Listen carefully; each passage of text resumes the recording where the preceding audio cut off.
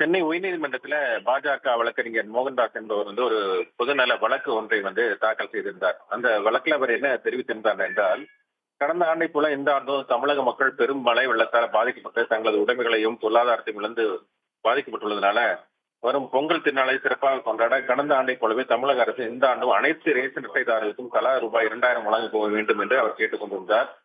இது தொடர்பாக அந்த மனுவையும் தாக்கல் செய்திருந்தார். இன்று அந்த மனு இன்னும் பட்டியலிடப்படாத நிலையில இன்று மனுதாரர் சார்பாக வழக்கறிஞர் ஜி.எஸ். மணி தலைமை நீதிபதி ஸ்ரீராம் அவர் அடங்கிய அமர்வு முன் ஆஜராகி இந்த வழக்கை ஒரு அவசர வழக்காக விசாரிக்க வேண்டும் என்று முறையிட்டார். பொங்கல் இன்னும் 2-3 நாட்களில் வர இருக்கும். இந்த வழக்கை அவசர வழக்காக விசாரித்து தகுந்த நிவாரண வழக்கை உத்தரவிட வேண்டும் என்று கேட்டுக் கொண்டிருந்தார். ஏற்கனவே இந்த நீதிமன்றத்தில் அவசர வழக்காக விசாரிக்க முறையிட்ட வழக்கு பட்டியலிடப்படவில்லை என்றும் அவர் குறிப்பிட்டார்.